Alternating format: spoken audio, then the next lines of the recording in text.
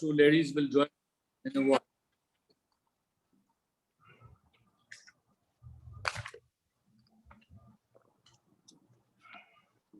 I welcome you all to today's webinar, use of repressive legislations like UPA and others to silence the freedom of expression.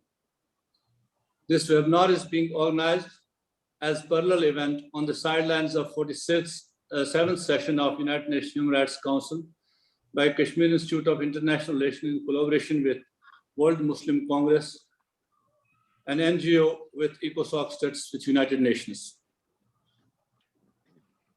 Use of draconian legislations by the government of India to silence the people's resistance in Indian-occupied Kashmir is not a new phenomenon. Indian government has provided complete impunity to its armed forces, other agencies for their crimes against humanity. We have been discussing Armed Forces Special Power Act, Public Safety Act, TODA, National Security Act, and others for last 3 decades. How these draconian legislations are against the international norms and how they override the basic and fundamental freedoms, including the right to life. Today we will be discussing not a new law, it was an old law, but this has been used rampantly in current times. This is UPAP, UAPA, Unlawful Activities Prevention Act. This law has led to ruthless suppression of freedom of expression and opinion in the region, along with arbitrary arrests, unlawful detentions of thousands of Kashmiris. The misuse of these laws have also led to criminalization of journalism, legitimate opinion, muzzling of media, and controlling the narrative. It is rampantly used against people by the BJP government to deem a political threat to the dissent. The notorious law is being frequently invoked against political leaders, activists, academicians, journalists, rights defenders, members of civil society to ensure silence of graveyard and humanity in this society. With recent amendments, this legislation has become so severe that it allows the government to jail for 6 months without trial or bail, or anyone they might deem capable of committing a crime according to their government. With the recent amendments, this legislation has become so severe that it allows the government to, the law authorizes the government to declare an individual a terrorist either at a time of filing a charge or after conviction in terrorism-related cases. This law is in contrast to the principle of innocent until proven guilty. The law facilitates government to set aside civil liberties, fundamental rights, and detain or criminalize an individual. This law has been enforced in Jammu and Kashmir with a basic intent to terrorize the society. I have been joined by a very learned panel, academicians, human rights defenders, law experts, and also the representatives of the people of Kashmir. I'm highly thankful to Dr. Repressive. He is the honorary associate professor in the Department of International Relations at the Australian National University, where he has taught master's course in diplomacy, negotiations, and conflict resolution. Dr. Repressive has also almost 20 years of experience in the Australian public sector, mainly in defense, foreign affairs, and intelligence. He has been an advisor to the Shadow Federal Minister for Foreign Affairs and to the Deputy Prime Minister in Australia in 1995-98, while at the Australian mission to the UN in New York. He was responsible for reporting on Security Council issues. 2016-2009, he taught international affairs at tertiary institutions in Switzerland. In 2010 to 2013, he was the academic advisor at the Australian War College.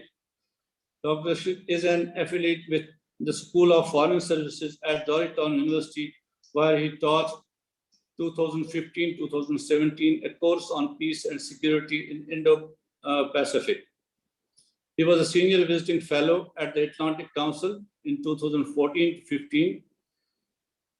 His principal, but certainly not sole academic interest is in Indo-Pakistan relations, which he has been following for over 30 years. His doctorate was on national integration in Pakistan, the role of religion, ethnicity, and the external environment. His publication and media interviews can be viewed on his consultancy homepage, www.geopolitical/assessments.com. Dr. Rishik is also an honorary associate professor in the strategic studies at Deakin University, Melbourne. A Twitter friend of mine, Dr. Rishik. I have been joined also by Barrister Tanveer Munib, is a barrister of Lincoln's Inn, UK, counsel for the International Criminal Court at The Hague and UNIRCMT at The Hague, and advocate of the Supreme Court of Bangladesh. Welcome you, Dr. Tanveer Munib, Barrister Tanveer Munib. I've been joined by Ambassador Shahid Amin Khan, is the 4th World Chairman of the International Human Rights Commission as international intergovernmental organization. I'm being joined by Duke Salman Khan, is the Paul Hess Fellow, history maker who opens a historical case of war crimes on PM Modi, founder of Kashmir Global Movement, chairman of South African Kashmiri Action Group. We have been also joined by Advocate Parvez Ahmed Shah. He's the General Secretary of All Parties Hurriyat Conference. He's from Indian occupied Kashmir. Welcome you, Parvez Shah Sahab. I'm also being joined by Professor Dr. Shugufta Ashraf, who is a colleague of mine who coordinates all these webinars and a very brave human rights activist of Kashmir. To start with, I think I'll go straight away to Advocate Parvez Shah to have his insight on the current situation in Indian-occupied Kashmir, along with today's topic, the use of UAPA by the Indian government in order to silence the freedom of opinion and expression in the occupied territory. Advocate Parvez, you have the floor. You have 10 minutes. Thank you very much. Thank you, Mr. Wani. Thank you, KIR, for giving us the opportunity to put forward the point of view of the people of Jammu and Kashmir who are under occupation. I am also thankful to you from All Parties Hurriyat Conference, which represents the aspirations of the people of Jammu and Kashmir. As you know that no voice is coming out from Indian occupied Jammu and Kashmir. No NGO, no international human rights organization, no independent bodies or journalists are allowed to visit occupied Jammu and Kashmir. And in this situation, it is very important that KIR has arranged this webinar to discuss the prevailing situation. As all of you know that the Constitution of India was made applicable in 1950s, but it was passed by the Indian Parliament. Although the people of Jammu and Kashmir were not party to that constitution, however, by inserting Article 370 in the Constitution, the President of India was given an authority to apply the Constitution of India to Jammu and Kashmir by the then government of India. And we have seen that since then, although the Constitution was applied, but most of its articles remain dormant, and most of the articles were not implemented in letter and spirit, and especially one of the articles which deals with the freedom of speech and expression. Since this occupation, we have seen that Indian authorities have been in habit of crushing the dissent, especially crushing and harassing the people who demand the people's right to self-determination. We have seen even Sheikh Mohammed Abdullah, who once was propagating freedom, he was propagating for right to self-determination and a strong leader, but was brought into submission by Indian authorities. And in such a way, there were a number of different political organizations. We have the Al Fatah in past, we have the Jammu Kashmir People's League, and they were not even allowed to speak and to express what they desire and what they want when when these organizations were constituted. But after we have seen in 1990, when people of Jammu and Kashmir failed to get their legitimate right implemented, they started a resistance movement against the Indian occupation. And the first casualty of this movement was the people's right, freedom of speech and freedom of expression. You have seen that, as you have discussed in your intro, there were different draconian laws, Al-Safa, Public Safety Act, TADA, POTA, and even Criminal Procedure Code, UPA, and different laws were made applicable. And the intention behind these laws was just to crush the people's demand for right to self-determination. We have seen with these laws, when these laws were criticized by international community, we have seen India kept on changing these laws. First, there was Terrorist Disruptive Activities Act. They just changed its title, and the same, the application and the procedure was almost same. They got POTA. After that, we have seen the Public Safety Act, when there was international the hue and cry, when even Amnesty International declared Public Safety Act as a lawless law. Then they keep on changing, and they introduced a new law, that is UAPA, which is the subject to discussion at this time. Although UAPA was existing since 1967 to crush the dissent, but one thing is very important, which I want to mention here. We have to see the last amendment which has come to UAPA. It was on the 2nd of August in 2019, means prior to the abrogation of Article 370. It just makes it clear that what India was designing when Indian government made an amendment, they had the apprehension that once they are going to abrogate the Article 370, there will be a mass agitation, as we have seen in 2016 when Burhan Muzaffarwani, an iconic figure of Indian occupied Jammu and Kashmir, when he was martyred. We have seen that most of the people came on the streets, and thousands, even millions of people attended his procession, and the casualties were more than 150, and there were pellet guns. So government of India had the apprehension in the mind that once they are going to abrogate Article 370 or the status of the Jammu and Kashmir, surely the people will come on the streets and they will surely raise the voice against this abrogation. And you have seen the same, it was passed by the Indian Parliament on 2nd, and it was ascended by the President on the 8th.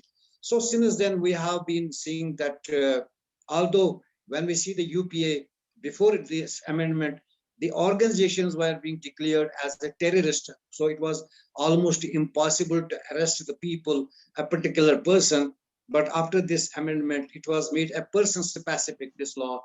And since then, we have been seeing, as you have just said into your introduction, that hundreds and thousands of the people have been arrested and put behind the bars. You see, most of the journalists, I don't need to mention that Zora, even that she was also incriminated. A number of journalists, although about these journalists, there have been concerns have been showed by international community, and number of communiques were just written to the government of India about the detentions of these journalists. What the situation is, worst situation is, you might have yesterday, you might have heard the interview of Lieutenant Governor to Z television when he was asked about the political situation. He just said that there is no political prisoner in the Indian jails, and those who have been arrested by they have either the charges that they are just fighting against the unity of India, or there is something many cases of money laundering. But as you know, these all political detainees who are languishing in different jails of India, they have almost all of them, as you know, Naeem Ahmed Khan, we have said that Saifullah, we have seen, yeah, dozens of those have been arrested. Political, I'm talking of political leaders, Masarat Alam, and we have few ladies also who are in detention. All of these have been detained under the UAPA, and unfortunately, the courts take a strict review. They don't grant bail, as because bail is not as a matter of right. As you rightly said that under the UPA, the person who is being has been charged, he is presumed to be guilty. How when the general normal law is the person is innocent until the guilt is proved. Secondly, you have seen that after the application of the UAPA, the most of the youth who are either above 18 or below 18, most of the youth have been detained outside the jails, and it has made very much difficult for their families to attend them or see them. And most of these detainees are languishing in different jails without even being before the courts, or there are no bail applications going on.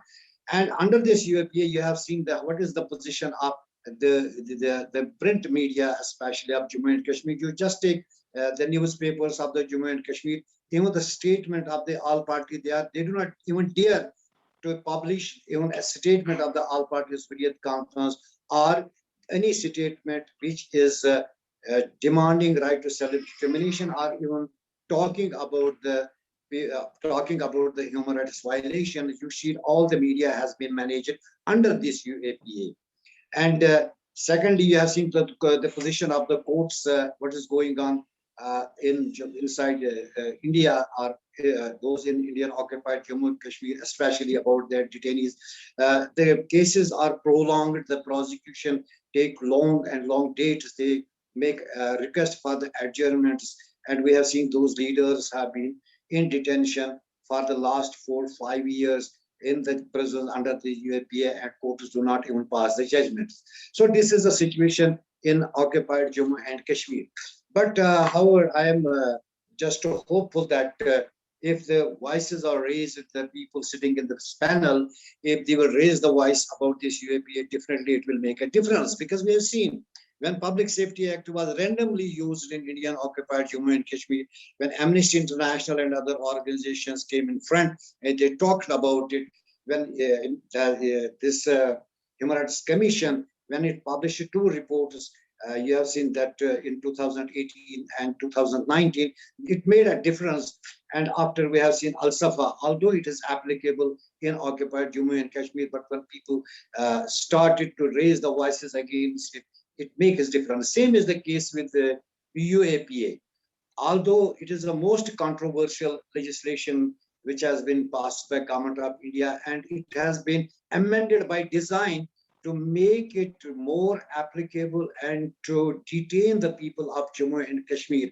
So it is the responsibility of the people who support the cause of Kashmir, who are the campaigners of the human rights, who work for the human rights. Especially, I will request to this panel from all parties, Hurriyat Conference and people of Jammu and Kashmir, that they will discuss this law at length at international level, so that it will make some difference. Because once the voices are raised from the international community or international organizations, it surely makes a difference.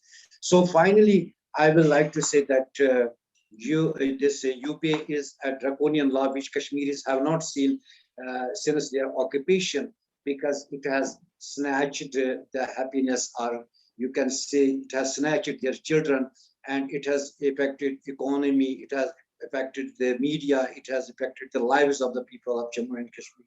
So this is the most controversial law, and I hope all of you will raise the voice against it. I'm thankful to you, sir, for giving me the time. I have been be brief because you have just given me the 10 minutes to put my point of view. Thank you very much.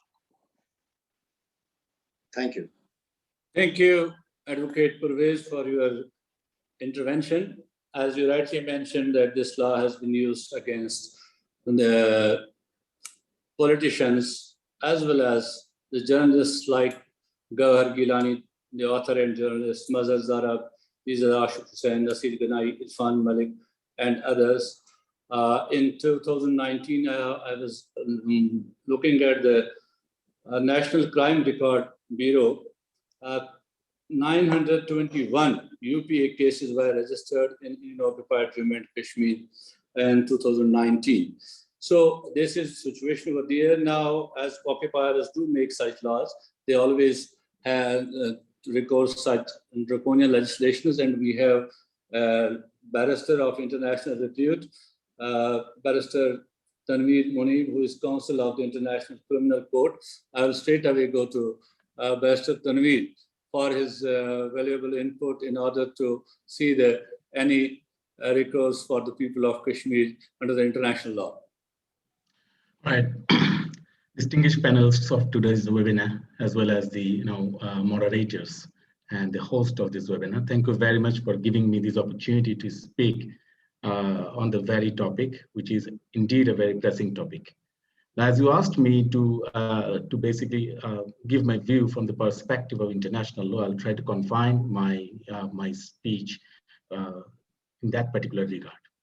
So before I start, I would like to draw the attention of the attendees of today's webinar that they must know there are two types of legislation in place. One is the federal legislations, and UAPA is part of the federal legislation, and the other are Kashmir-specific legislations, for example, the Jammu and Kashmir Public Safety Act. Anyway, so let's concentrate on the UAPA, Unlawful Activities Prevention Act 1967, which was passed in the Indian Parliament and which was amended for the last time in 2019, and through a government order of 2019 of 26th October, it became applicable for the state of Jammu and Kashmir. Now, these particular UAPA surely it has certain provisions that clearly violates some international human rights obligations. Out of them, the most two important international human rights instruments are the ICCPR, the International Covenant on Civil and Political Rights, and the other one is UDHR, the Universal Declaration of Human Rights. Both of these two instruments, the first of it, the International Covenant on Civil and Political Rights, were ratified by India in 1979. And the UDHR was basically, India was a party to UDHR, or it voted in favor of UDHR when it was placed before the UN General Assembly in Paris in 1948. So these two pieces of international human rights instruments are directly applicable for India.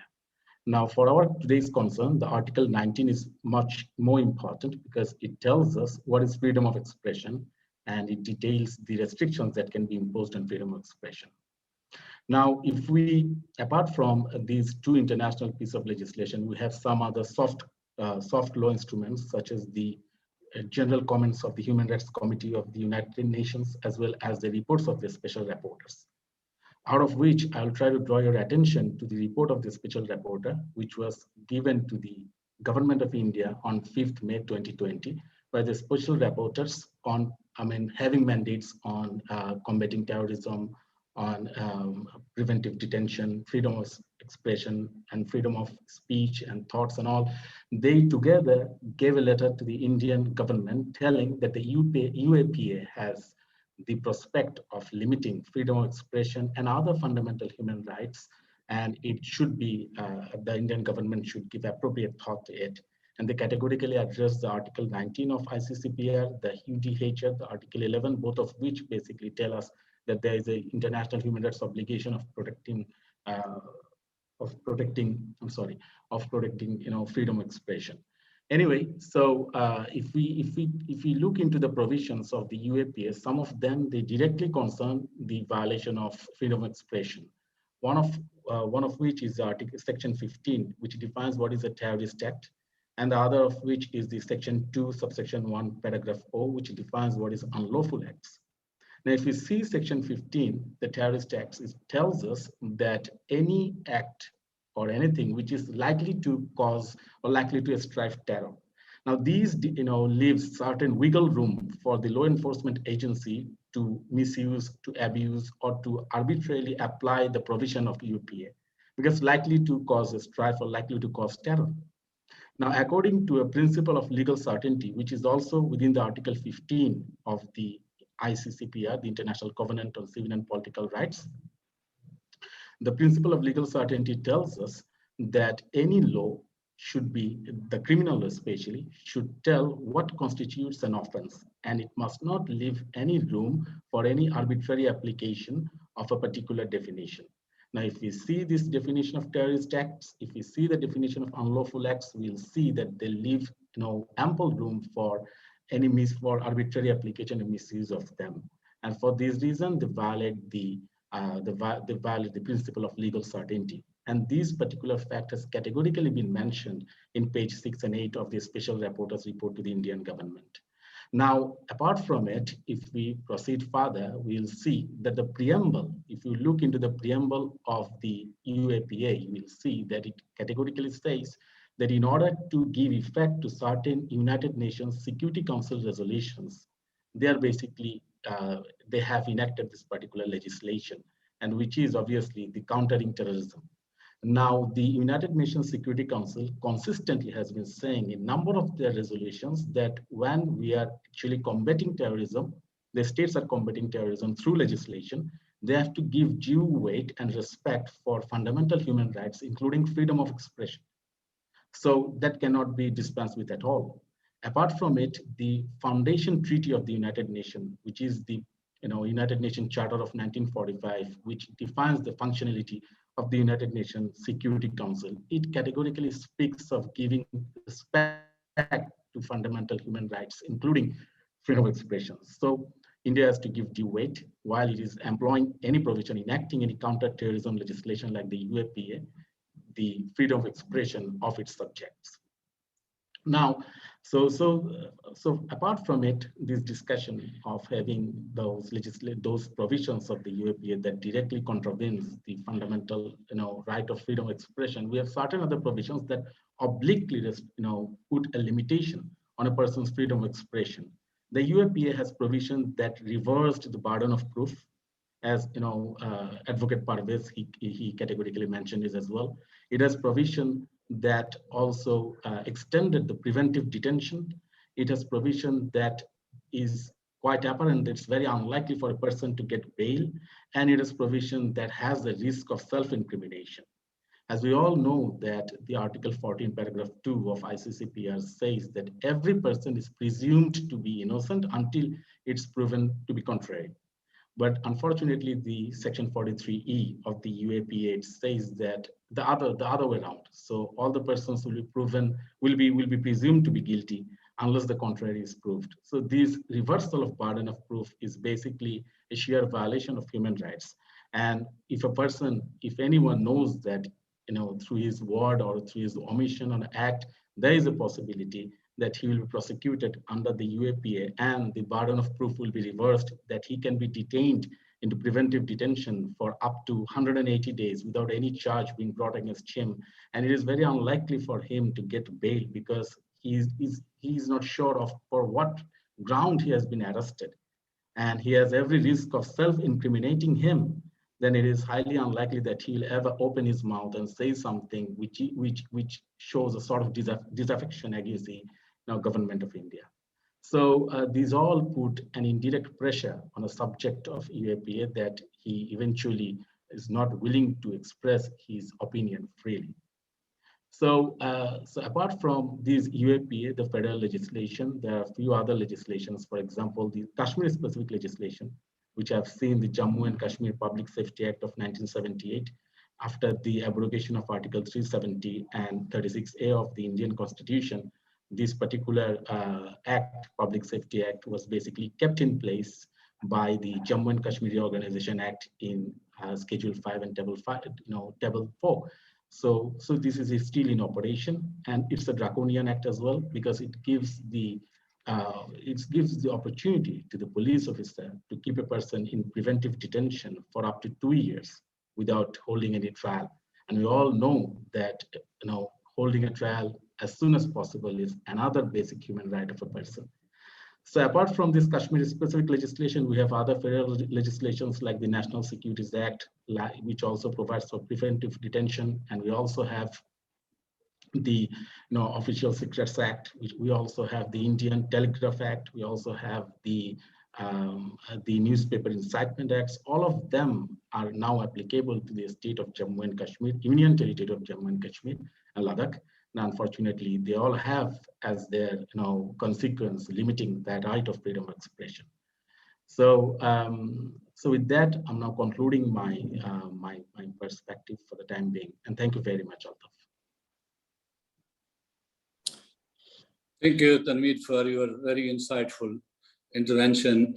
You rightly mentioned about the communication sent to the government of India by the special rapporteurs, not only one, but if I count on from 2019 till date, 9 communications from different special rapporteurs have been sent to the government of India vis-a-vis on the limiting the freedom of opinion and expression in Kashmir, and along with that, transferring of the population to Kashmir and making demographic changes in Kashmir.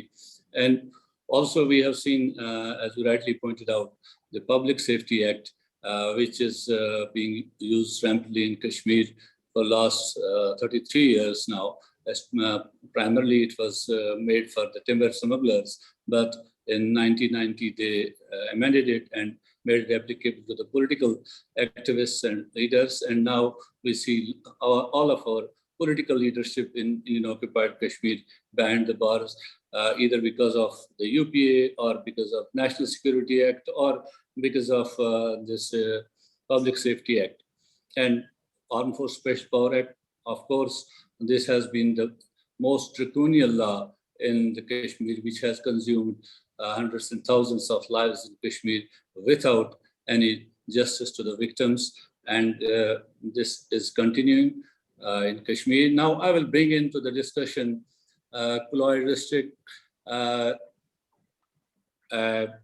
as he has written extensively on India-Pakistan relations, and his doctorate is also on Pakistan national integration. And he has recently, I saw one of his articles pertaining to the resolution of Kashmir, and also he has a very good insight on the Afghanistan situation, its outfall in this region. Dr. District, you have the floor. Thank you very much for inviting me. And first of all, I'd like to thank you for inviting me on this panel. I'm deeply honored to be here.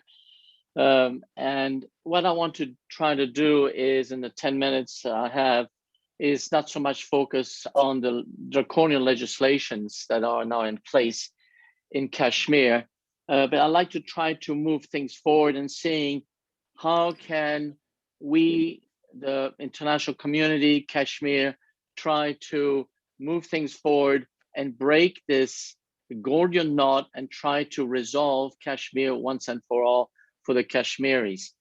As we know, as everyone knows, 2 years ago almost, Article 370 and 35A of the Constitution were abolished.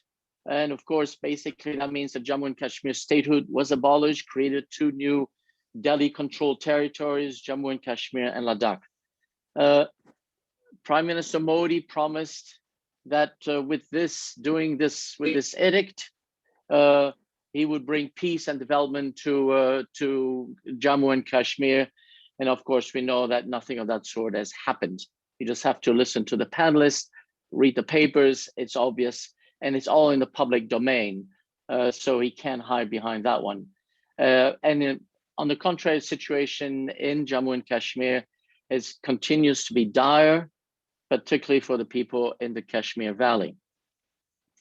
Now, the other thing is, and this is really important, obviously not for you, but for the international community.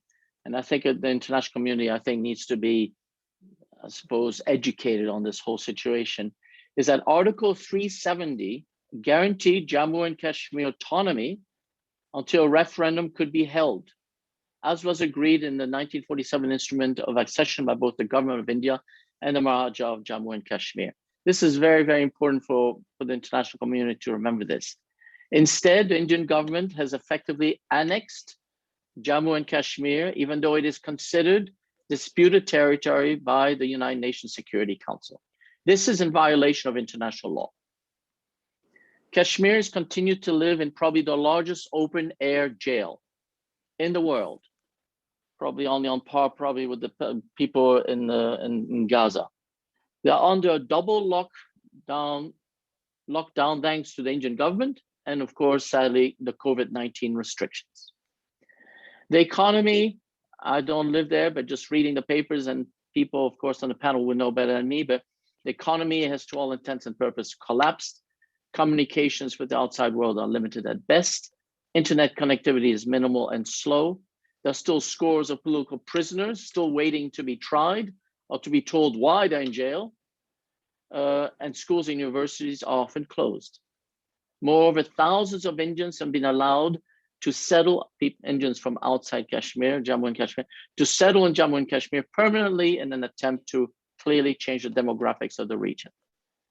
And the security forces continue to behave with complete impunity and no accountability, thanks to legal cover, especially of the notorious Armed Forces Special Powers Act. All of the above I just mentioned are blatant violations of both international humanitarian law and international human rights law. Now, the bottom line is this, looking at the big picture.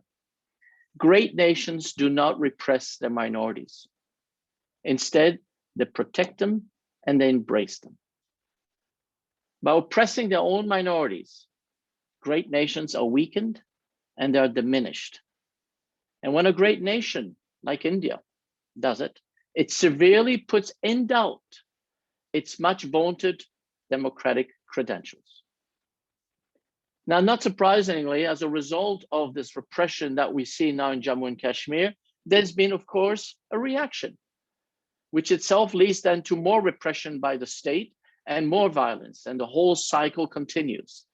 This cycle of violence, which is not new, needs to be stopped. Now, the big hope for Kashmiris is that this nightmare will stop with the new Biden administration, putting pressure on Prime Minister Modi. And even bearing in mind the big geostrategic issues such as the US-China competition and Washington's growing relationship with Delhi, it is not far-fetched to think that that is possible. During the presidential campaign, Joe Biden did say that the Indian government should take all necessary steps to restore rights for all the people of Kashmir.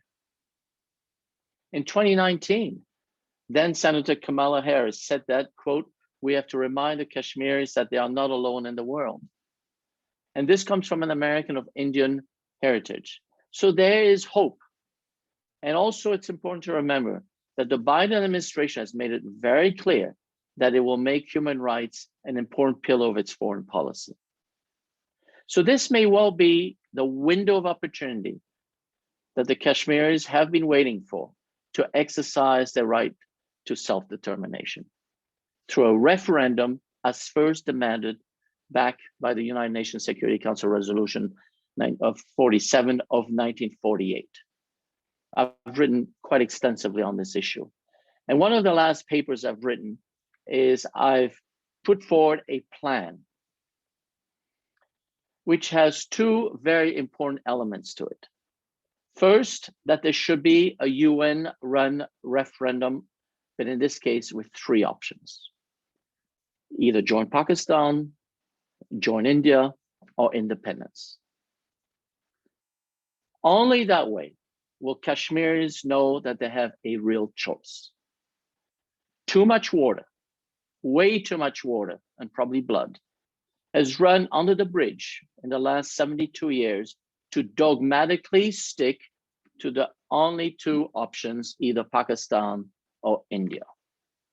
As far as I'm concerned, those are not options. The second important element in that referendum that I'm suggesting is that it would be held simultaneously, but counted separately in 5 areas: Gilgit-Baltistan, Azad Jammu Kashmir, Kashmir Valley, Jammu, and Ladakh. Now, I suspect only the people of the Kashmir Valley the ones who are really suffering would vote for independence. The other 4 areas, I suspect, would want to stay put. Under this plan, all of Pakistan and India administered Jammu and Kashmir would essentially be demilitarized before, during, and after the referendum, leaving only a minimal military force in support of civil power. This is pretty much a bit of variation on the Dixon Plan of 1950. A UN peacekeeping force would need to be brought in to monitor and to be deployed to monitor the whole demilitarization process, supervise the holding of the referendum, and the implementation of the results. This UN force would remain in place after the referendum, and it could be renewed later on as well if necessary, just to make sure and to guarantee the inviolability of the borders. Whichever of the 5 political units, and as I said, probably the Kashmir Valley, decide to opt for independence, will be a demilitarized country with only a police force to maintain law and order. As a critical added incentive to ensure the parties stayed the course, including countering potential disgruntled spoilers, will be the promise of substantial international economic assistance for the development of all parts of Kashmir. As a quid pro quo for this economic aid, there would have to be guaranteed free movement of people, goods, and capital between all parts of Kashmir after the referendum, regardless as to which option the parts had gone for. Kashmiris have been separated for way too long, and it's about time that this stops. Needless to say, there will be many skeptics trying to scuttle this plan. And while the political risks will be very high for both leaders, the win for all parties, Kashmiris, Pakistanis, and Indians, to finally achieve peace in Kashmir after so many years wasted would be huge, and therefore absolutely worth the risk. Significantly, nothing, absolutely nothing in the 1972 similar agreement, the almost 50-year-old bilateral agreement, precludes the involvement of a third party to facilitate the implementation of this plan. As United Nations Secretary General Guterres recently stated, there is absolutely no military solution to Kashmir, and his good officers are always available. Accordingly, the UN or another body, such as, for example, the Commonwealth Eminent Persons Group, could mediate between all parties, India, Pakistan, Kashmiri political groups, and members of civil society from both sides of the line of control, and help negotiate and manage the whole referendum process. This is a moment for the Prime Ministers of India and Pakistan to come together, show real leadership and political will, and take up the Secretary General's offer to help find a solution, and be serious about bringing peace to Kashmir and the region. This will be in everyone's interest. Kashmiris, not only Kashmiris, but Pakistanis and Indians.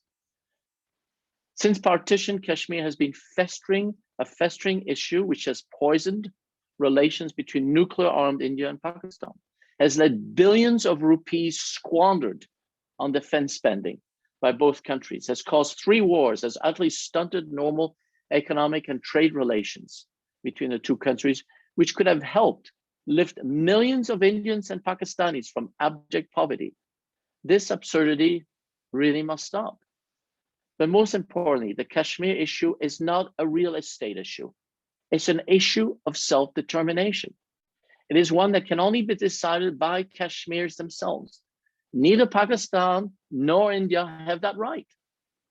As Prime Minister Imran Khan has stated himself on many occasions, Kashmir's interests must come first. So maybe this may well be the grand bargain we've all been waiting for. And while a resolution of Kashmir may not bring permanent peace between Pakistan and India, it would nevertheless greatly improve bilateral relations, diminish the chance of another military clash between these 2 nuclear-powered countries, and set a precedent for the resolution of other pressing bilateral issues between the 2 countries. Put it differently, everything else has failed. There is nothing nothing to lose in trying to cut the 70-year-old Gordian knot, except peace. Thank you very much. Thank you, Doctor. You rightly Pleasure. reminded the US leadership of their promises during the election campaign.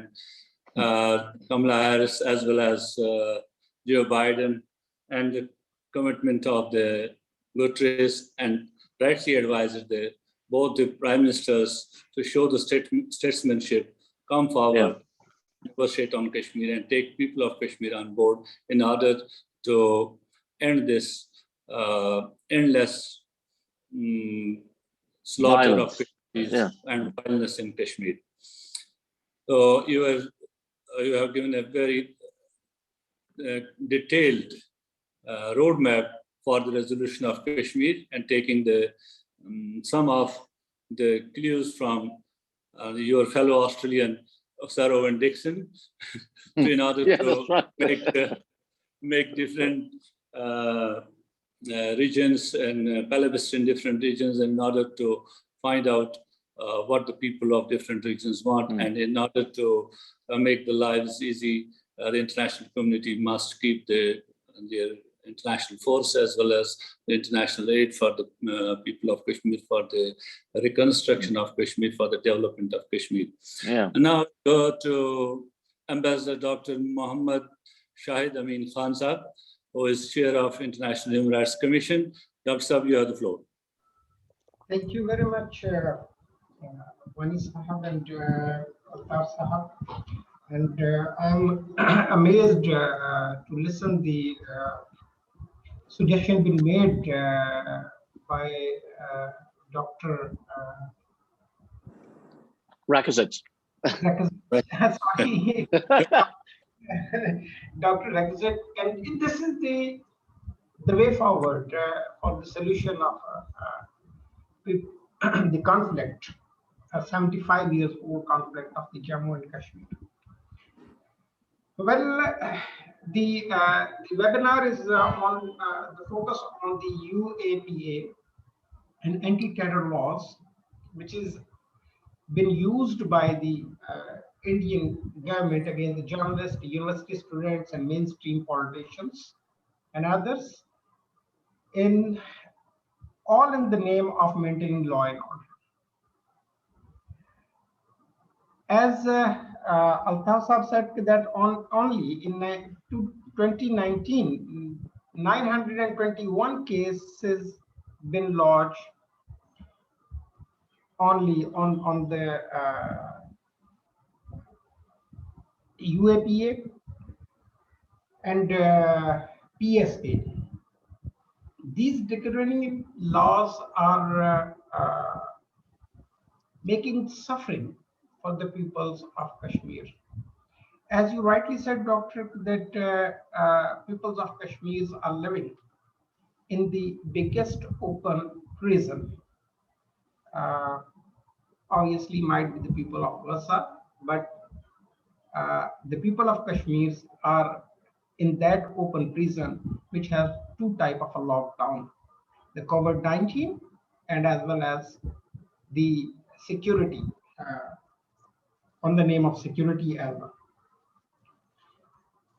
Amnesty International, Human Rights Watch, United States Department, as well as the reports of United Nations High Commissioner for Human Rights and the Human Rights Council are very much clear that what's happening in the Jammu and Kashmir state. As we all know that the United Nations Security Council has made the promises by passing the two resolution in 1948 and 1949 over the issue of Kashmir and conflict of the Kashmir. It's rightly been clear that it is a case of right of self-determination. And the right of self-determination is very much covered by the international law. When we are talking about the anti-terror laws or anti-state laws or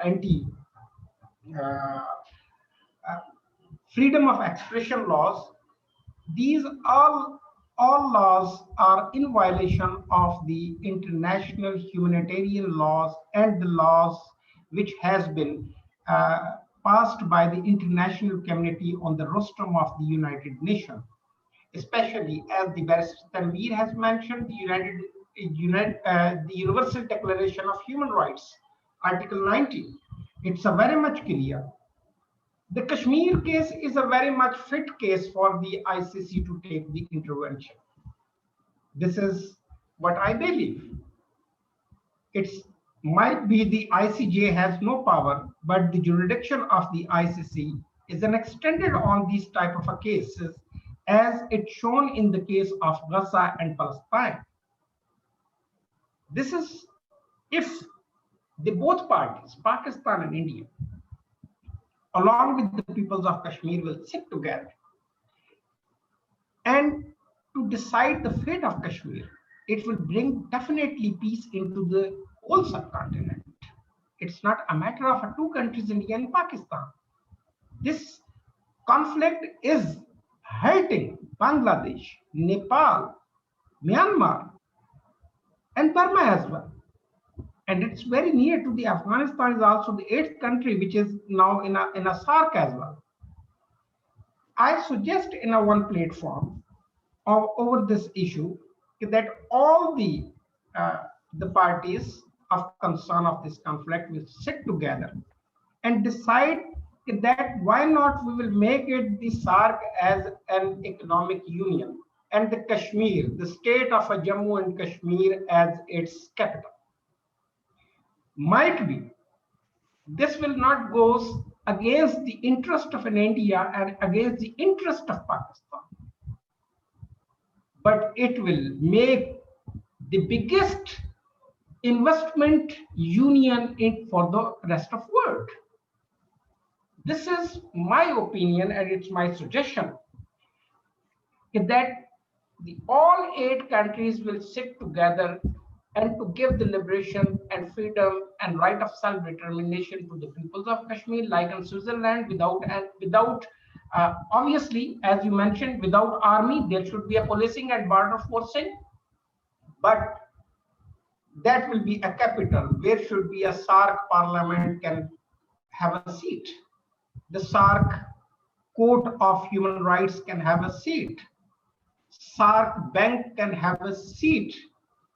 It will also give a freedom and a right of self-determination to the peoples of Kashmir.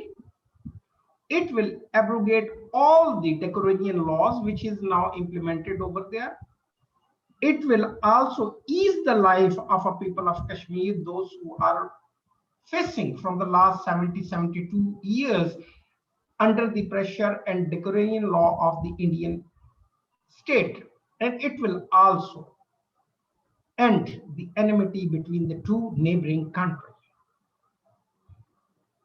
As far as if we, Barrister Tanveer has already highlighted the international regimes over the conflict and over the freedom of expression.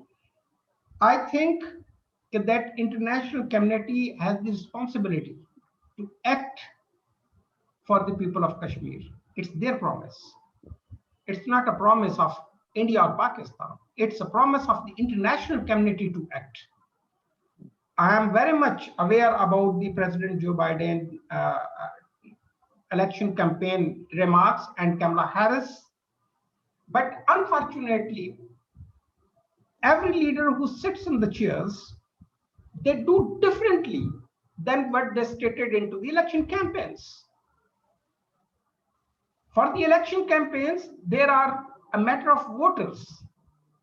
But when they sit on the chairs, the broader agenda is their markets, their investments, their interest. And I am deeply concerned over it that might be when this century will be end, the Kashmir conflict will be remain intact. It's because India is the biggest market. When we are talking about the Kashmir issue is not for the international community interest.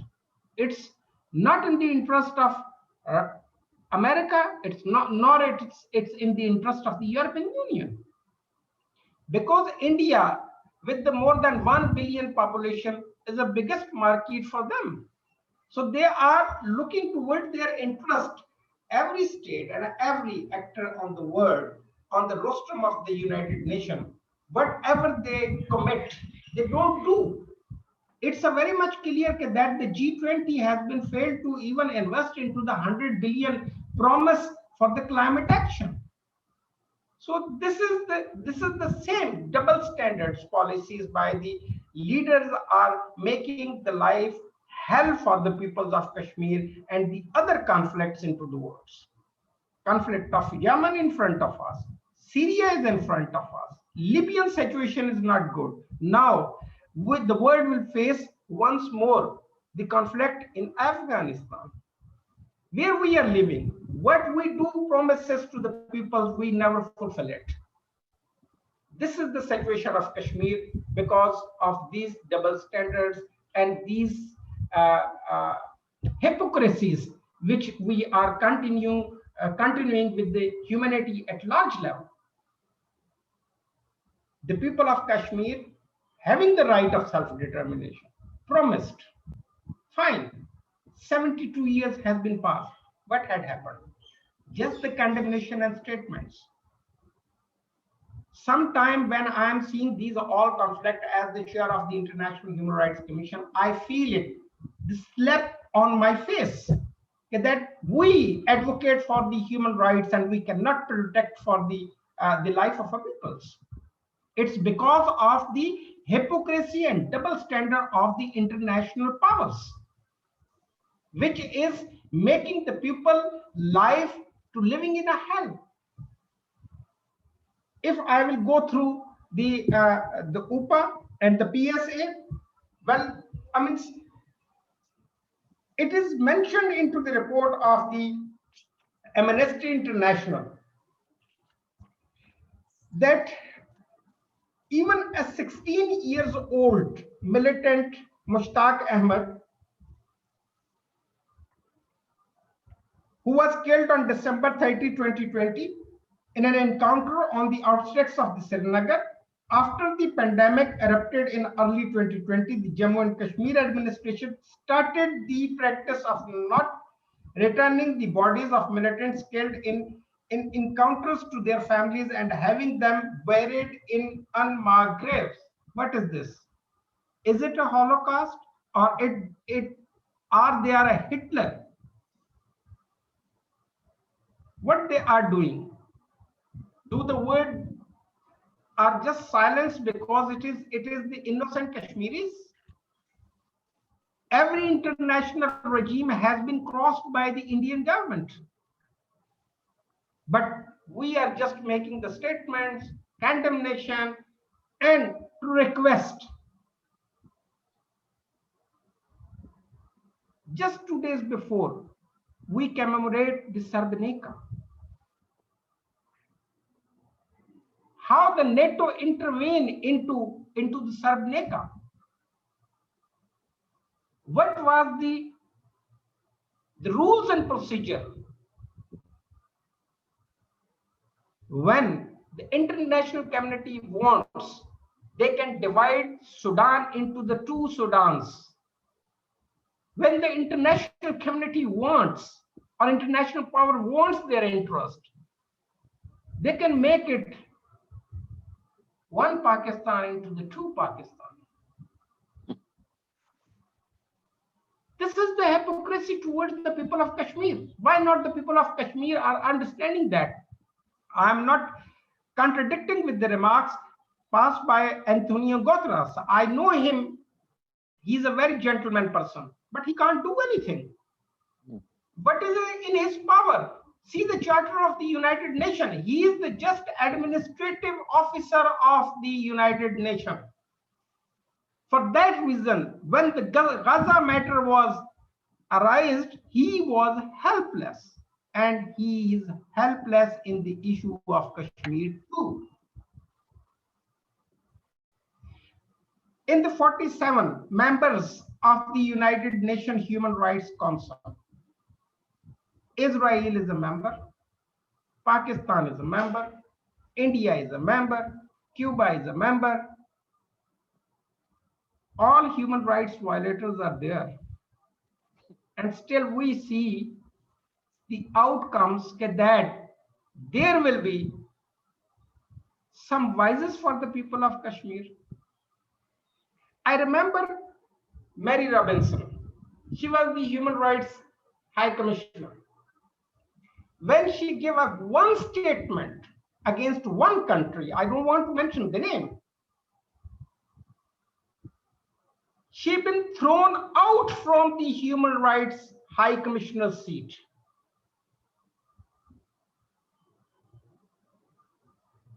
This is the hypocrisy running the world.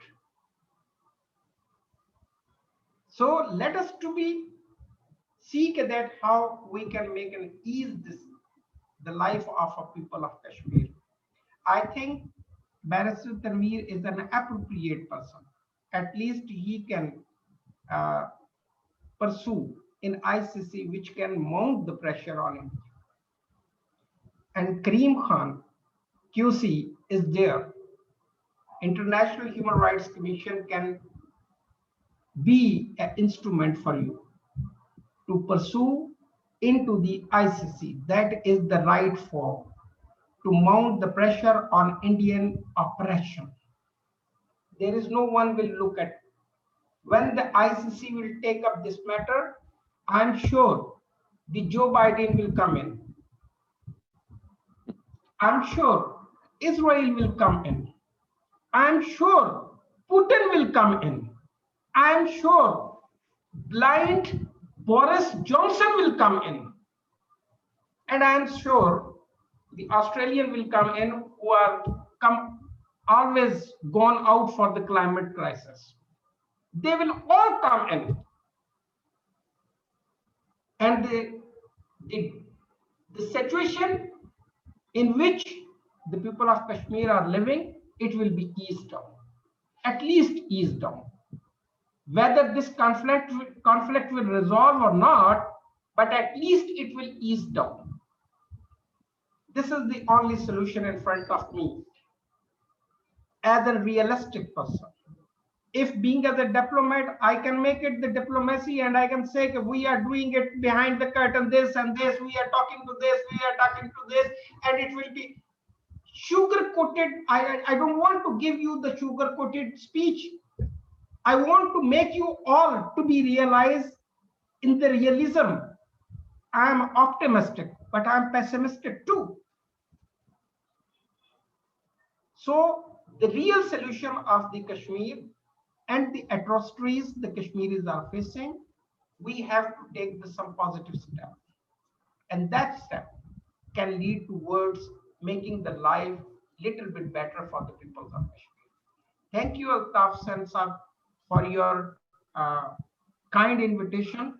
And I do apologize that my Secretary General, who is American national, but from heart, he's a Kashmiri and Kashmiri blood. He's supposed to be here, but unfortunately, someone has been died because of the COVID-19 over there, and he's making his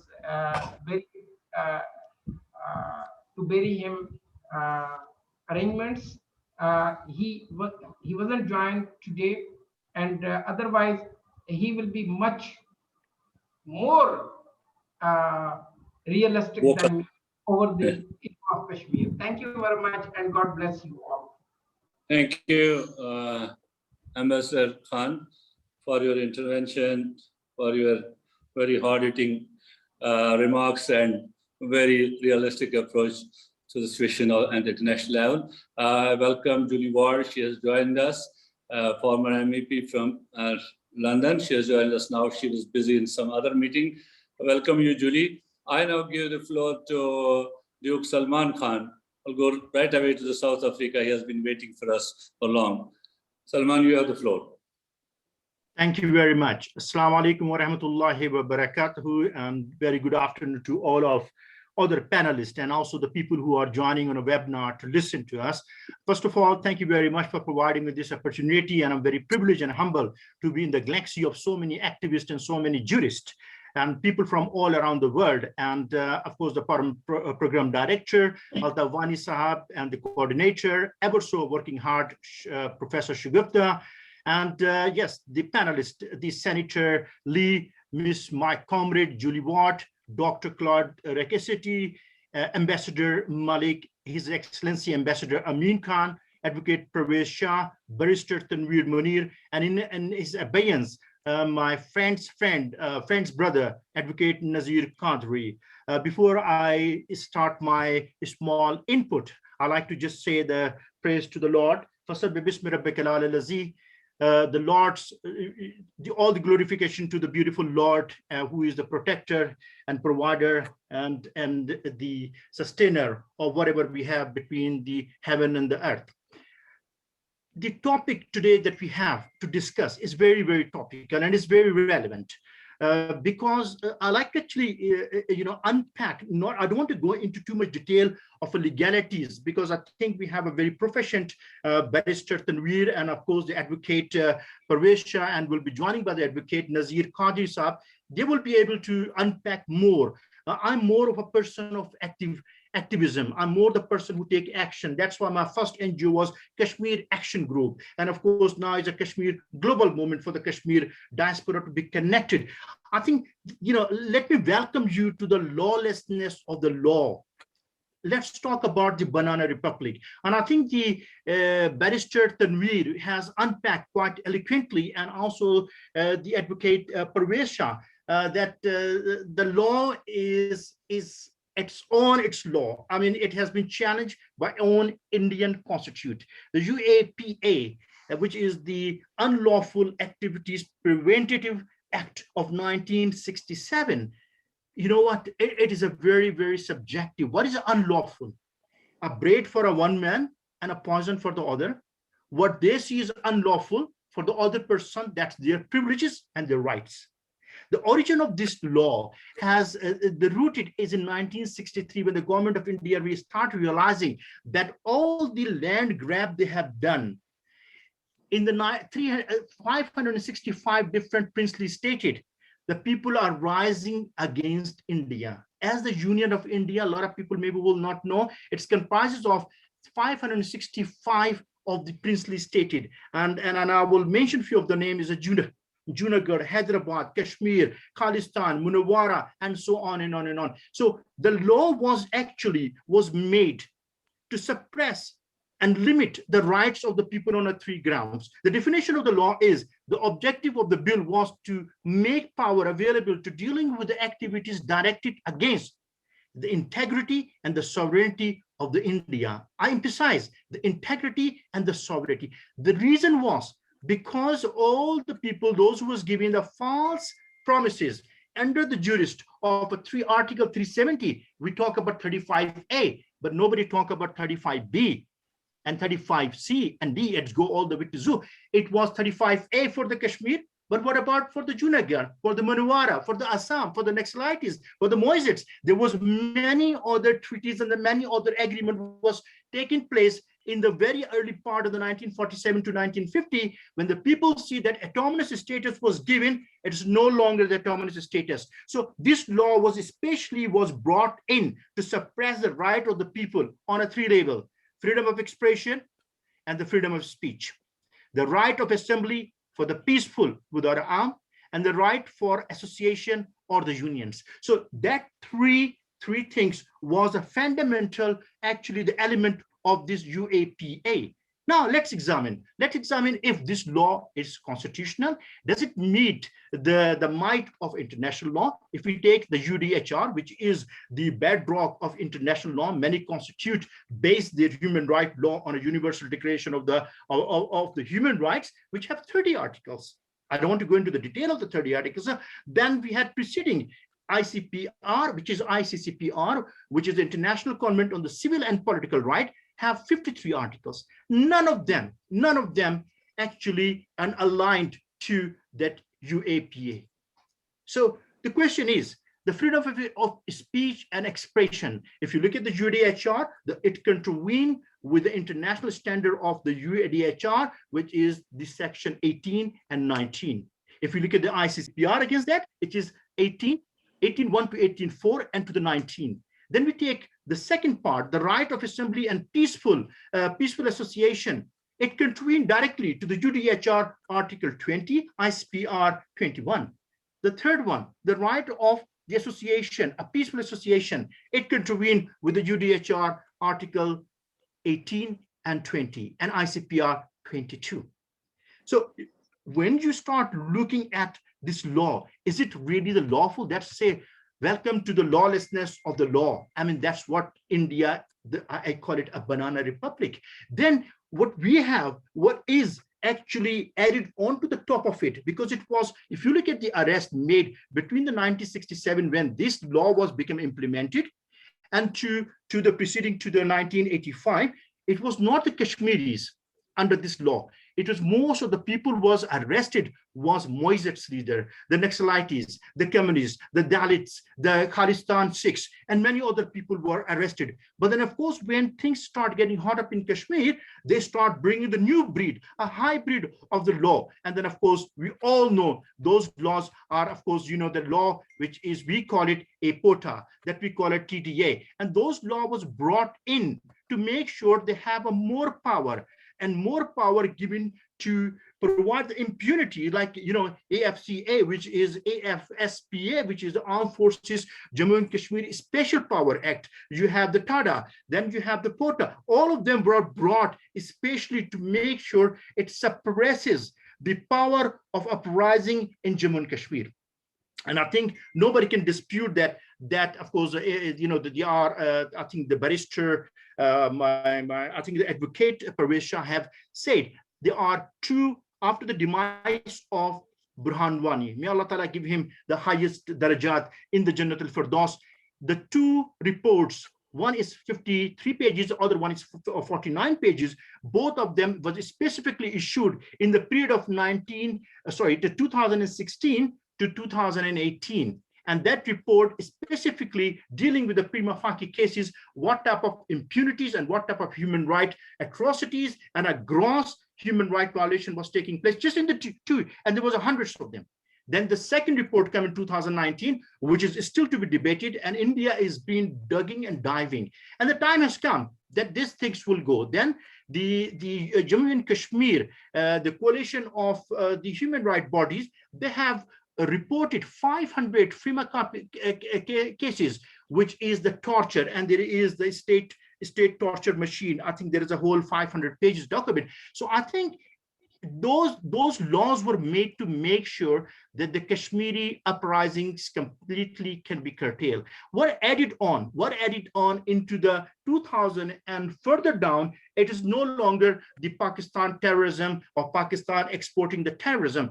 It was a war on terrorism. If it is no good for you in the United States of America and Europe, we also have the terrorists in Kashmir, and they make a lot of leverage in that time as well. But let's talk about what can we do? What can we do and why these laws are not applicable? What is happening that the UDHR with the 830 articles and the ICCPR with the 53 articles, if you look at the international civilized countries, the Bill of Rights of the European Union, American Bill of Rights, African Bill of Rights, South African Bill of Rights, everything contravene when we look at the POTA, TDA, and UAPA, all of them that directly contravene. But the irony is these civilized countries are not having any problem. They have a problem with Saddam Hussein by the contravening. They had a problem with Taliban. They had a problem with oppressing of the women wearing the burqas in Afghanistan. They had a problem in Sudan, and all the laws was working. So my problem with this Universal Declaration of the Law or supranational entities, United Nations and Human Rights Council, their laws are too Eurocentric and vanguard of a Western values. The law are anti-Muslim and anti-Afrophobia. They are Afrophobic and very Islamophobic. And I'll give you an example. When Umar al-Bashir was implicated in a war crime, yes, there was a warrant of arrest. where the Bill Clinton, George Bush, senior and junior were implicated, this law was not implemented. Modi was not implemented or implicated, I would say rather. It is the irony that when the Malala Yousafzai can be given a Nobel Prize for being shot or stopped going to the school, but no Nobel Prize is given to my sisters in going to the school and stopped and molested and tortured, or even sometimes undignified. I won't use the word rape, but they have never been given a one single Nobel Prize. So that's a dichotomy. As I say, the United Nations, its organ are Eurocentric. They protect and vanguard the Western values. They are anti-Muslims law and very Afrophobic. If the same laws can be applied in at East Timor, and rightly so, as the Ambassador Amin said, they've done the sectionist thing in Pakistan, the divide Pakistan, and of course in the South Sudan. Why that thing cannot be implemented into the Kashmir, which is a legitimate reason, and that, as Dr. Cloud says, that is the right of self-determination. It's an international issue.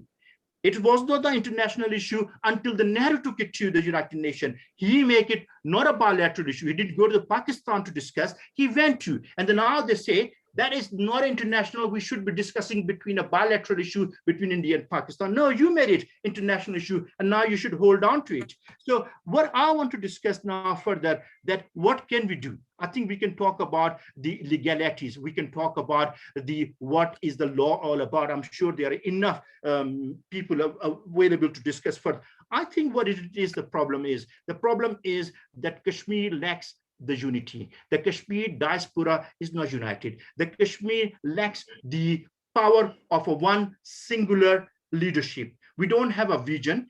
We do not have. We have in England only 300 Kashmiri NGOs are adopting, and of course in America is the same. 3.5 million diaspora community, if they all gel together. I always give one example.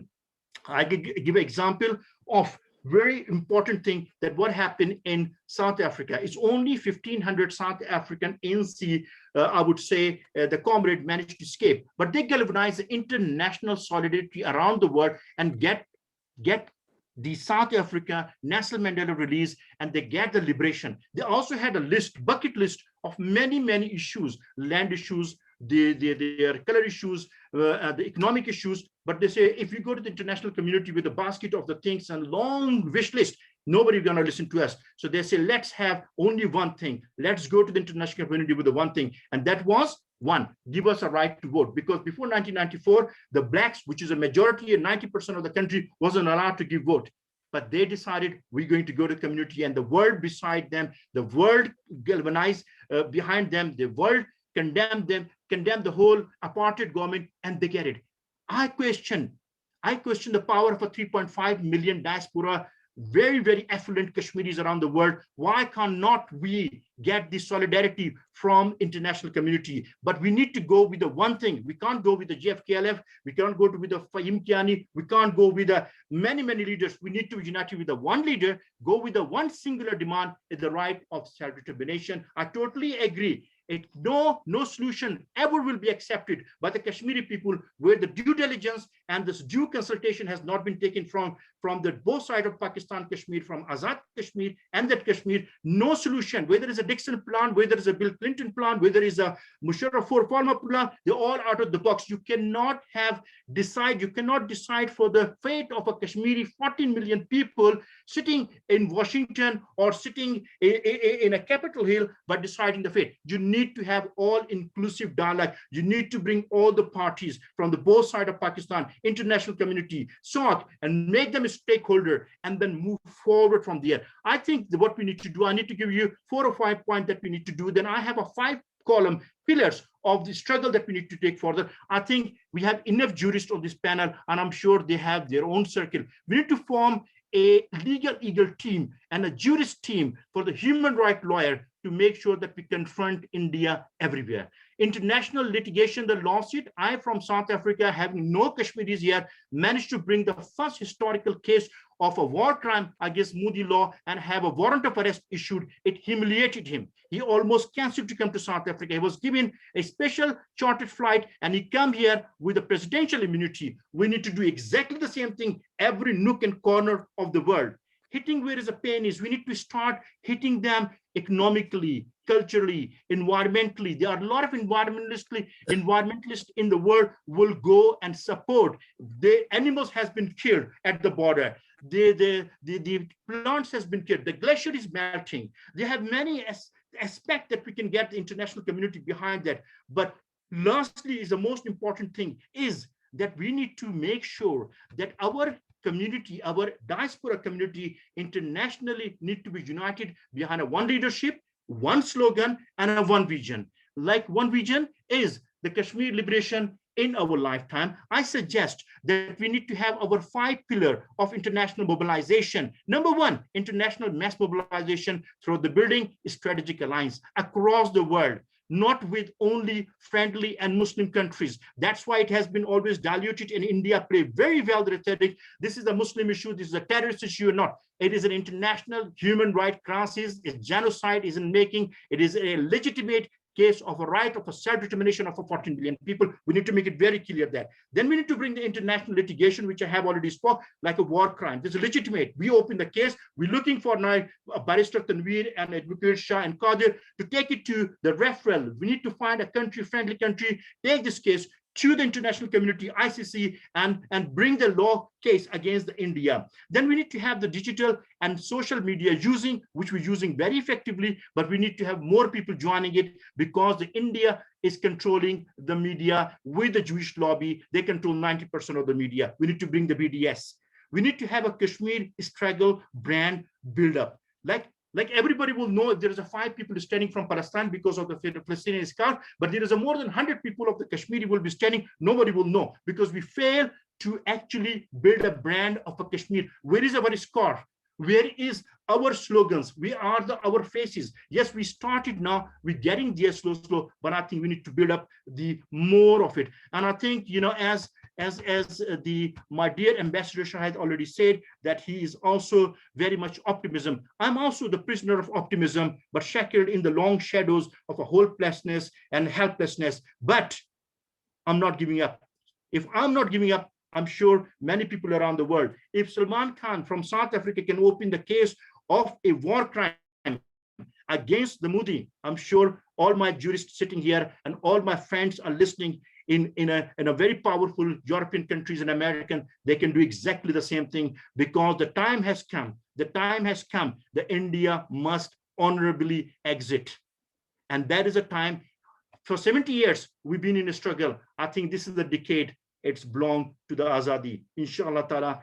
Wa alaikum assalam wa rahmatullahi wa barakatuhu and wa akhru dawana walhamdulillahi wa rabbil alameen.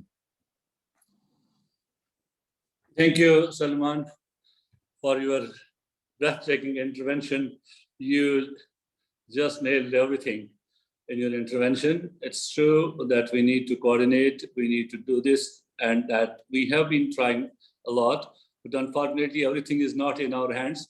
We are trying to create more and more awareness on this subject around the globe, and we should be rational enough that when we see our people in diaspora, they are doing their bit, and you are right that we should have a coordinated effort on this. That's right, but unfortunately, that is not happening because of many reasons. Because leadership from Indian occupied Kashmir cannot travel around the globe in order to galvanize support, in order to rope in the support of the diaspora. That has been a very hurdle in forging a unity among the diaspora forces along at the global level. But people of Kashmir had not given in, nor has the leadership given in. And you have recently seen our leadership was in jail, and that is in jail for last so many years. Some people are for 30 years now, some for last 25 years, and others for 4 or 5 years. They are in jails. They are being incarcerated, but none of them has given up. They are very much there. The people who are in their detained in their house, in the 95-year-old Sayyid Ali Shah Gilani and others, they have not given up. Everybody is there, And so people of Kashmir have not given up. They will continue their struggle. But we are looking at the international level, the dichotomy of the international forces. As we see now again, the international community has abandoned the Afghanistan, and we will see what will happen in the coming days as they abandoned it in early 90s. Then we saw the bloodshed in Afghanistan and violence again in Afghanistan.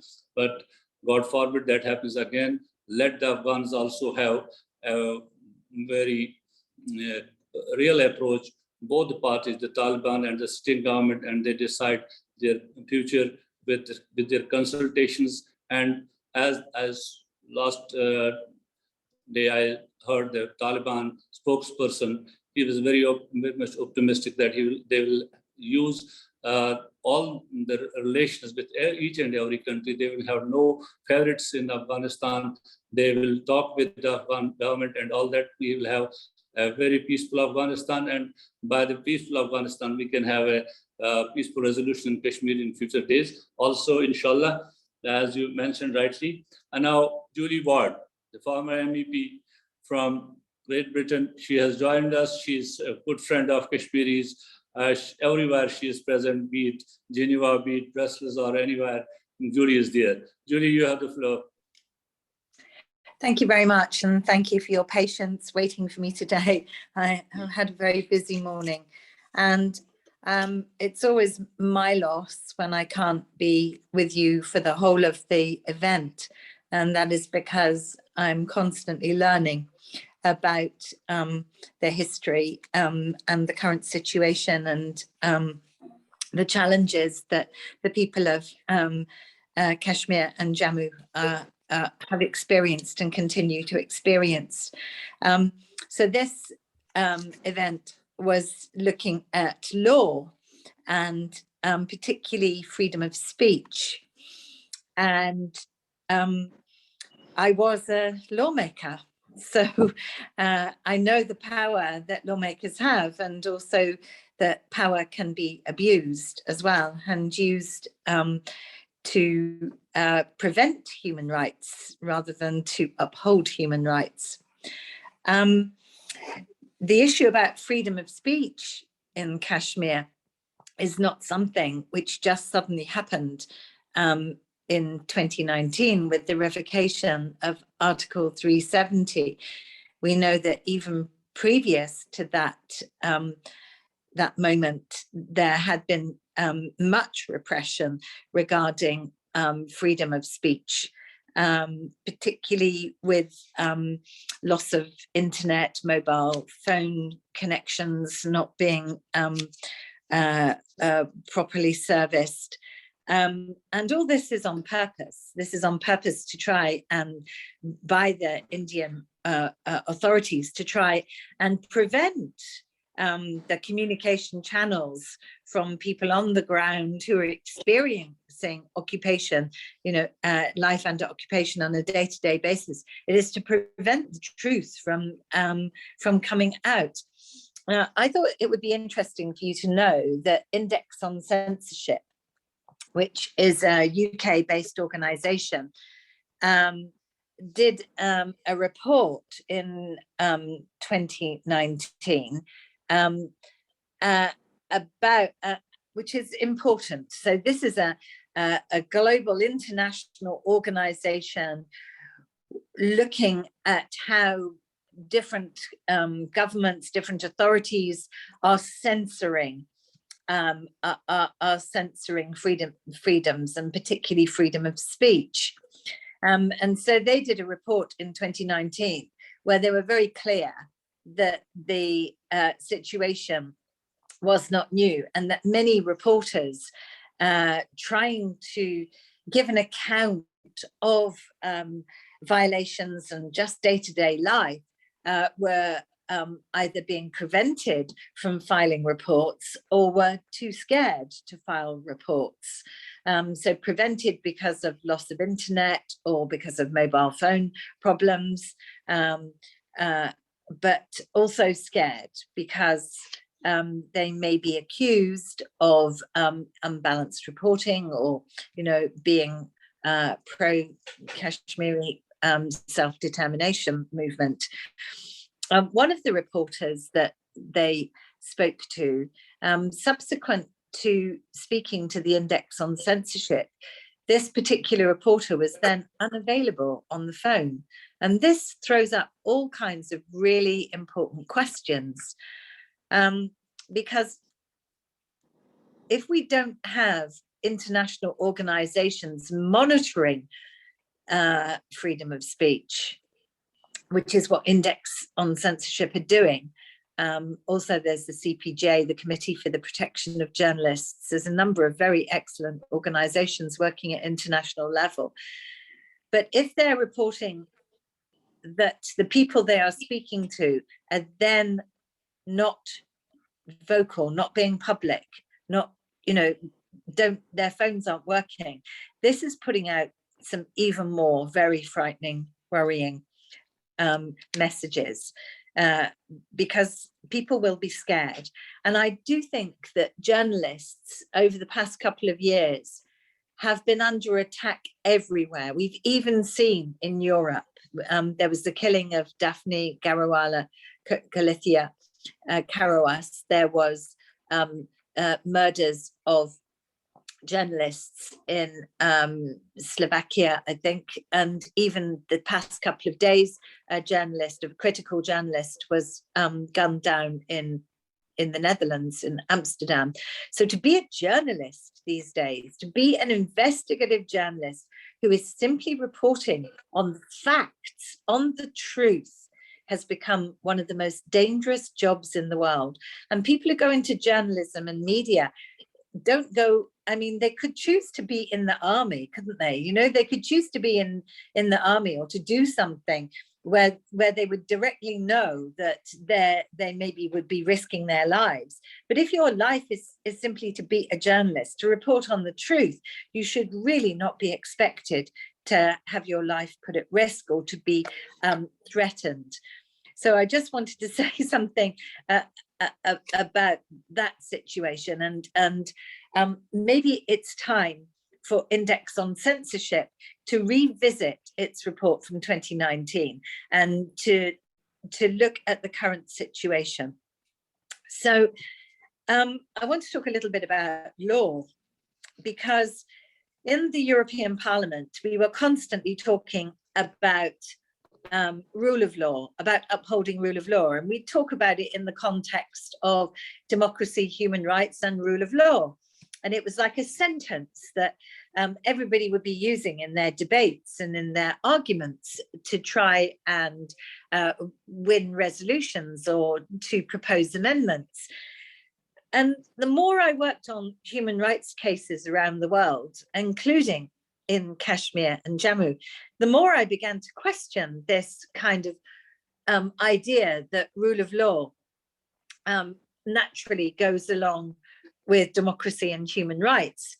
Because when laws are bad laws, when laws are repressive laws, when laws are laws, when laws take away human rights, actually these laws are laws that we should be questioning rather than saying, let's uphold this law.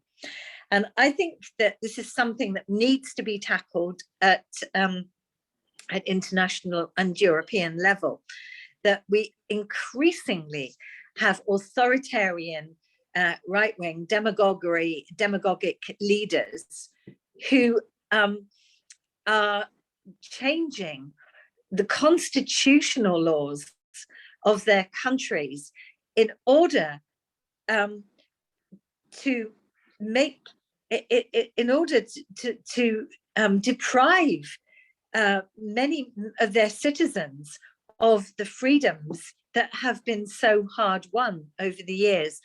And I also want to say this in the context of India, because my quarrel is not with the Indian people. My quarrel is with the Modi government. And many low caste people and minorities in India suffer deprivations and all kinds of human rights abuses at the hands of their government. So we must be very clear here that this is not a quarrel with the Indian people. During COVID, we've seen even more repressive laws and governmental edicts brought in. And whilst COVID has been unprecedented for many, many governments, we've seen a complete abdication of responsibility on the part of Modi to take care of his people, whilst at the same time using COVID as a cover for bringing in all kinds of repressive laws, which have not been subject to proper scrutiny. And he is learning what he is doing from other authoritarian leaders around the world who have also used COVID as a cover to undermine democracy. And the victims of bad laws, whether those laws were made before the time of COVID or during COVID, the victims of those bad laws will always be the poor and the weak, the disenfranchised, the women, the children, the youth, the minorities. So it's very important that we continue to have these international discussions where we highlight those abuses of power and recognize that there is a movement of solidarity. There is solidarity, even in COVID times, there is solidarity. The fact that you can gather together speakers from all over the world to be here today, to share their observations, their knowledge, incredible knowledge. I've learned so much from the previous speaker, particularly. I think that demonstrates, what we must continue to do, which is to build this solidarity between peoples who have found themselves on the receiving end of very unfair, authoritarian, bad laws. I'll leave it there for now, but thank you once again for asking me to speak and to share my observations.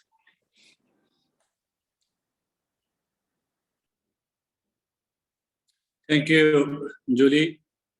As always, it has been very nice to listen to you and have you on this discussions. And we always learn from you. And you are one of them who has been bridging the gaps between the Kashmiris and trying to forge an international solidarity on Kashmir, especially in UK and Europe. And you have been involving the others also. The women group under your leadership and Barrister Margaret is doing a wonderful job for the women of Kashmir in highlighting the plight of the women of Kashmir. Before I give the floor to my colleague, Professor Dr. Shagufta Ashraf, to thank you all for joining us. We were supposed to be joined by Senator Lee Herman from Australia, but unfortunately, she was trying it hard to connect, but due to technical reasons, she could not join us. Today's webinar, if I will say what were the takeaways of today's webinar, I think the first thing was that our fight is not against the Indian public. We are not struggling against the Indian public. It is against the illegal occupation of India and the repressive laws that India has enacted in Kashmir. It's for that. And also, Kashmir is not a real estate issue. It's an issue of right to self-determination of people of Kashmir. So international community must realize it. Third, that international community, the time has come now, international community must end its dichotomy in order to serve their economic policies or strategic interests, they should look into the Charter of the United Nations and also the United Nations Declaration on Human Rights, whereby they promise to the people their right to self-determination, and also the people of Kashmir by virtue of the UN Security Council and UNCIP resolutions. The people of Kashmir were asked that they will decide their political future through the use of vote. So we are looking for that. And rightly, Julie also pointed out that the journalism has come a very dangerous job around the globe, and especially in Kashmir. We have seen so far more than 30 journalists lost their lives in the last 3 decades in Kashmir, and many more intimidated, harassed, and they were killed. So, and along with that, Dr. Rashid's proposal for the leadership of India and Pakistan to show a statesmanship and to come together and to, with the people of Kashmir, the leadership of Kashmir, look forward to the resolution of Kashmir through a peaceful and amicable manner as proposed by the international community, and use the good offices of UN Secretary General, as he has himself said, his office is always ready to provide the mediation or facilitation of a dialogue in order to resolve this conflict. You all might have heard about the recent report of the UN Secretary General on Children, and where he has very elaborately discussed the issue of Kashmiri children, how they are being killed, maimed by the Indian forces, and has asked the government of India to end it all. So I think Barrister Tanveer brought us a very valuable input of the international law, how Indian laws, which are the state or federal laws, how they are infringing upon the basic and fundamental freedoms and violating the international norms.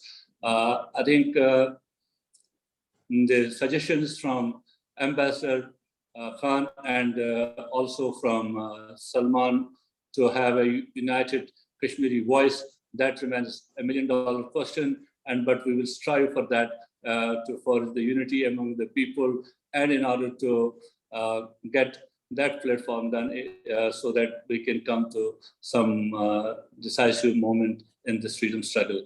Advocate Parvez Shah rightly pointed out about the current situation in occupied Jammu Kashmir, and this is very a tip of iceberg what we discussed about Kashmir.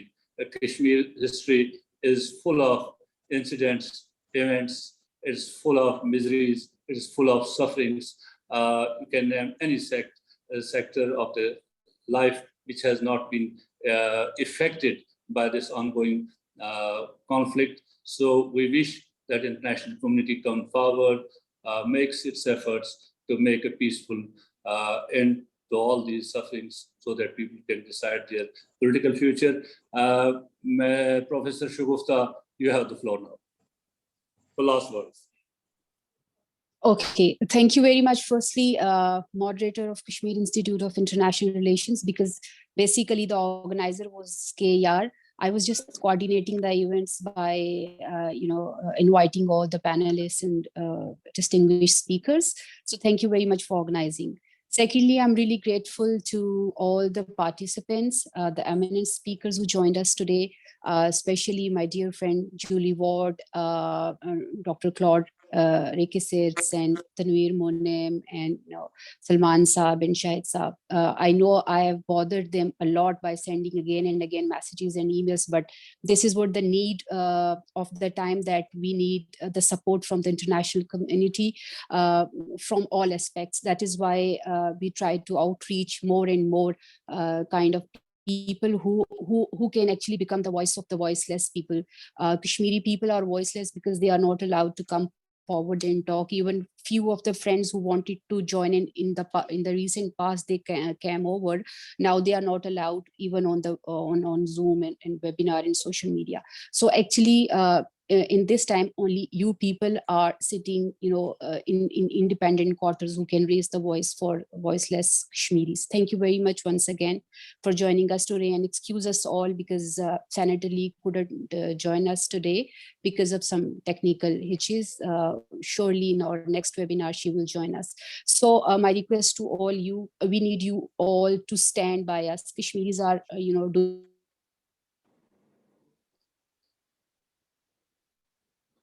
I think your voice is gone, Shugupta. Shugupta, we can't hear you. Professor Shugupta, we can't hear you. Pardon, there was a disconnection, Wani sir. Yeah. Okay, you may continue if you want to continue. Okay. So we Kashmiris really want to request you all that we need you at all times in all webinars, either they are physical or in person. Please come forward and support Kashmiris because you are actually the last hope of Kashmiris. Thank you very much, Wani Sahib, and all distinguished panelists. Thank you so much, Professor Shugupta, for coordinating this webinar, and Dr. Razik for your valuable input. And hopefully in future, we will remain in touch with you in order to learn from your experience and expertise in order to more support. And also Tanveer for your valuable input because we are looking for some international experts who can guide us in order to make accountable those who are the perpetrators of the human rights abuses. So your expertise will be needed at international level. Julie Ward is always there, and so is Ambassador Khan. Thank you all. If anybody wants to say something, floor is open.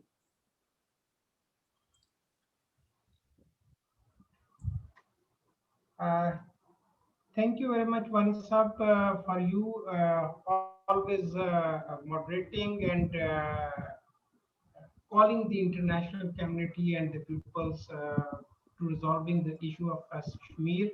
I pay my tribute, personal tribute to Professor Dr. Shagufta Ashraf, a very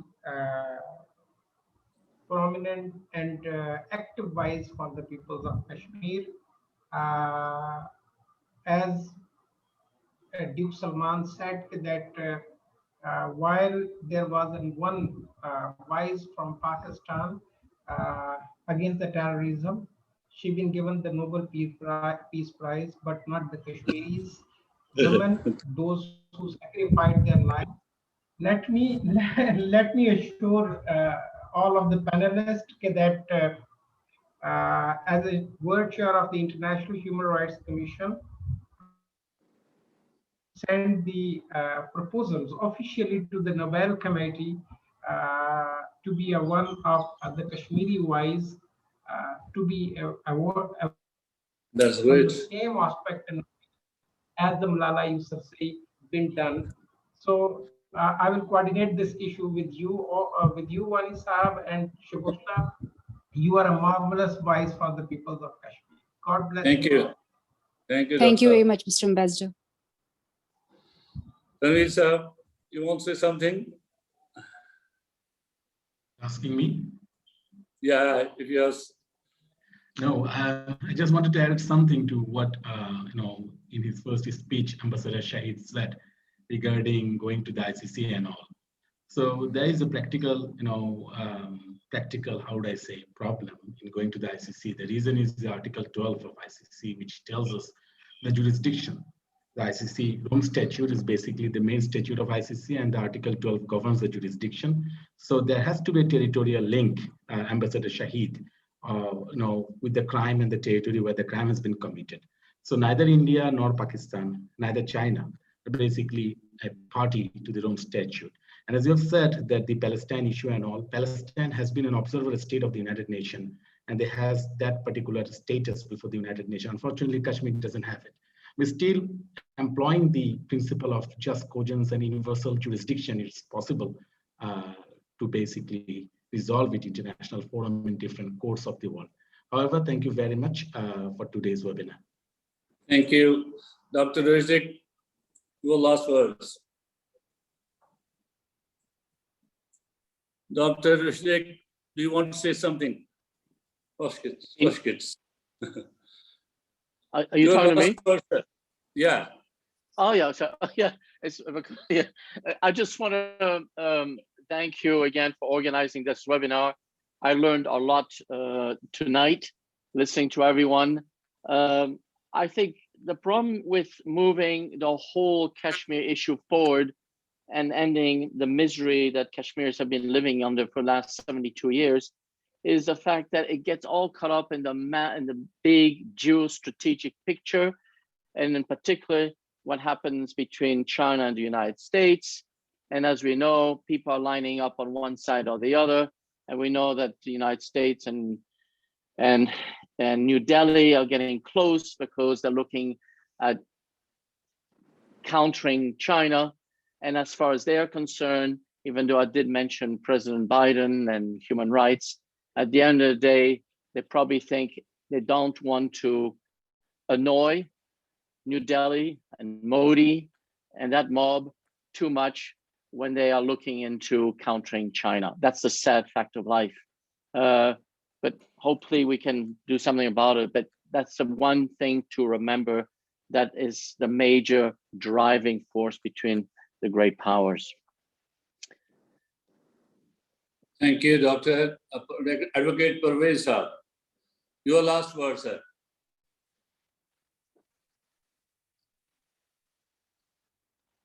You are not getting unmute. It means that you won't speak. Advocate Parvez? Can you hear me, sir? Yeah. Thank we you. do hear you. Thank you. I will just make a clarification that an impression is being created that there is no leadership in Kashmir. Leadership is divided, and it is a leaderless movement. Unfortunately, I would like to say that it is not leaderless, but there is a leadership vacuum, surely, because most of our political leaders have been put behind the bars. But there is a consensus among all political leaders who are fighting against the Indian occupation that the people's right to self-determination is supreme, and people have been fighting continuously. Rather, I can say people have been resisting against the occupation because when there are more than 900,000 troops and one army man guarding to more than 9 people, it is becoming very difficult to resist in such a way what people are expecting from the leadership. But people are united and they have made their mind that they cannot go with India, because we have seen weak India leaders who were their cronies, but even then they couldn't get anything. They have made a couple of offers to the leadership, especially the resistance leadership, other talks, but the leadership is the resistance leadership is not going to talk to India within the Indian constitution. And we have, I can assure you that the people, the leadership is united on this one agenda, that is people's right to self-determination, because we have sacrificed a lot and it will not be possible for anyone to sabotage or betray this moment. Thank you very much. Thank you all once again for your participation, for your wonderful input. It was a really learning for me to have all of you. Thank you very much. With this, I end this webinar. Thank you. Thank you, everyone. Good evening. Thank you very much. Bye-bye. Good evening.